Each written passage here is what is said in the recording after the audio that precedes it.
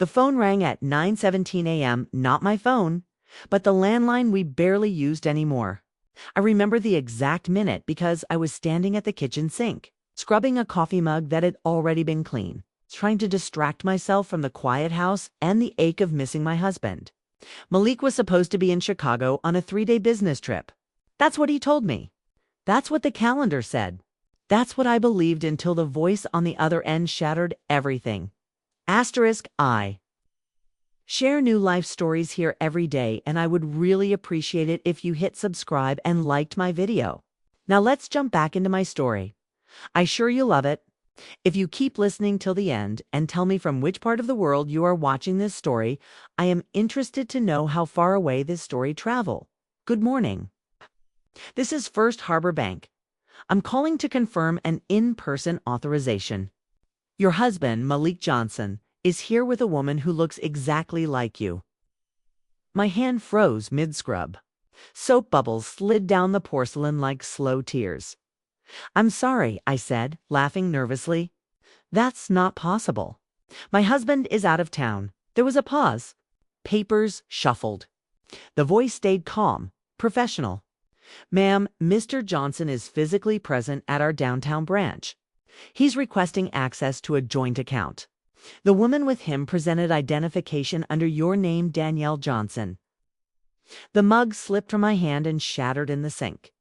I didn't remember hanging up. I only remember sitting at the kitchen table afterward, heart racing, palms slick, replaying the words over and over.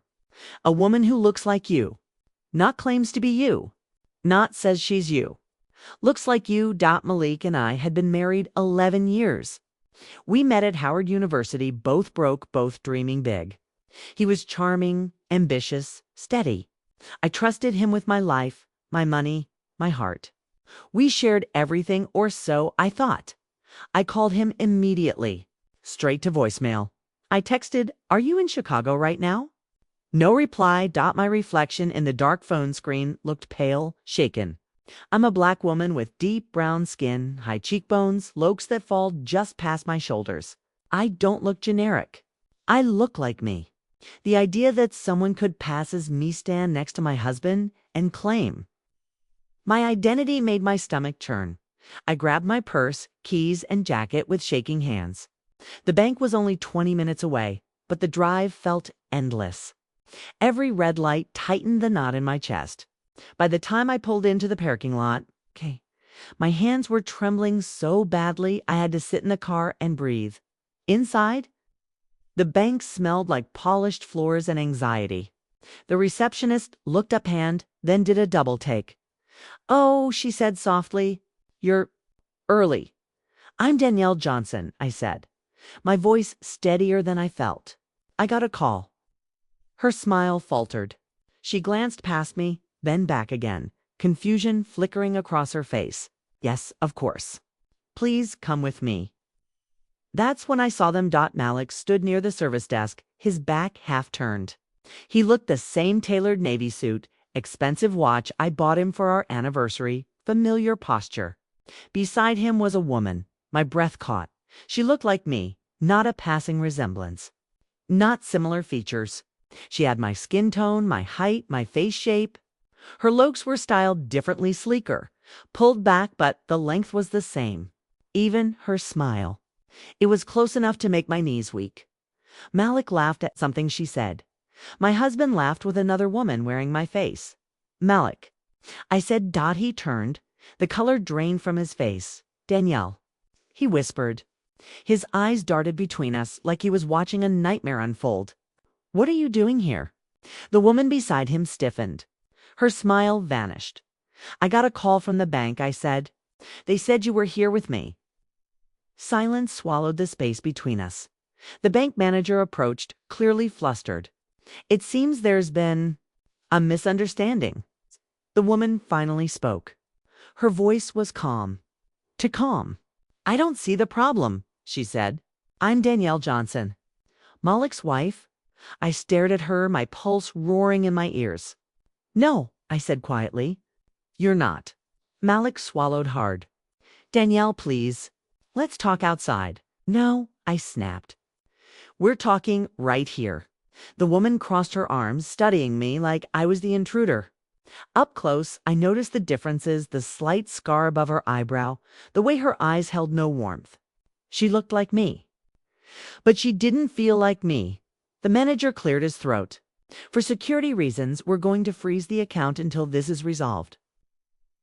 The woman's eyes flashed with irritation. Malik looked panicked. I felt something shift inside me, not fear anymore, but resolve. Because whatever game was being played, I was done being the fool, and I was going to find out exactly who this woman was.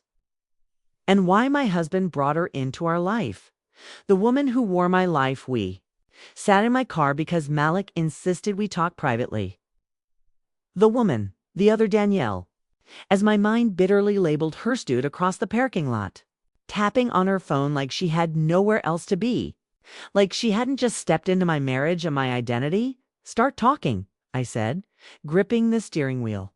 Now, Malik ran a hand over his face. It's not what you think. I let out a sharp laugh.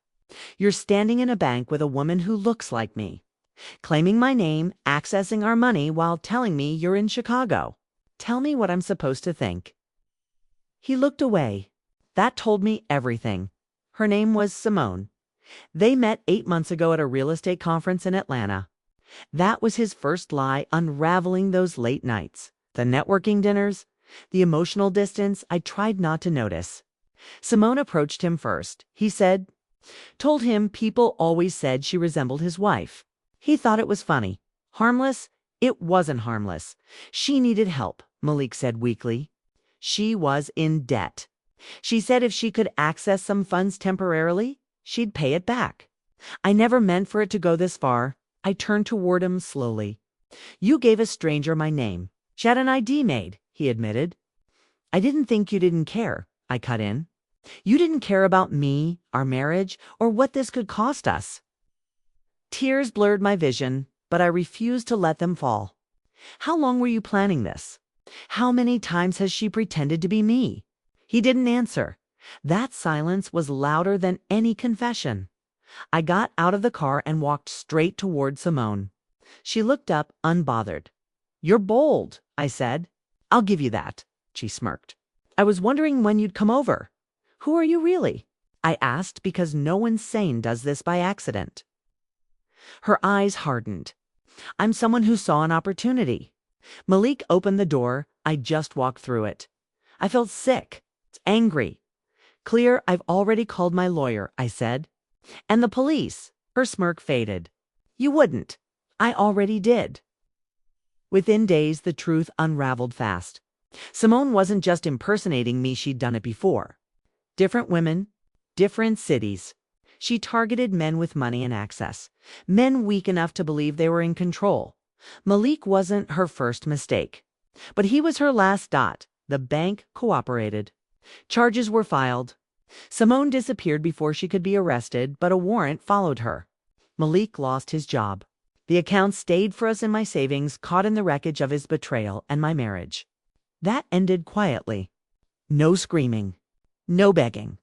Just paperwork and a deep, aching sadness for the man I thought I knew. Weeks later, stood alone in my apartment, sunlight streaming through the windows. The silence felt different, now not lonely, but honest. Someone once tried to wear my face, my name, my life. But she couldn't take my strength. And he, my husband, lost everything because he forgot one simple truth. You don't replace a woman like me. You only reveal how small you really are. Asterisk, thanks for watching till end. Please like and subscribe my channel. I will be very thankful to you. Sometimes life takes turns we never expect. Every person in this story carried their own pain, their own choices, and their own consequences. Maybe you saw yourself in one of them more. Maybe it reminded you of someone you once knew. What do you think happened next? What would you have done if you were in their place? If you have any questions about what happened to the other characters, or if you want me to share more about them, just comment below. I read every message you leave, and your thoughts truly mean a lot to me. And if this story touched your heart, inspired you, or even made you think differently, please take a second to like this video and subscribe to the channel.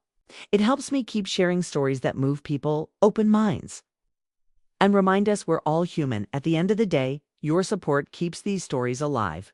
Thank you for watching, for feeling, and for being part of this journey. More powerful stories are coming soon. Stay tuned and stay kind.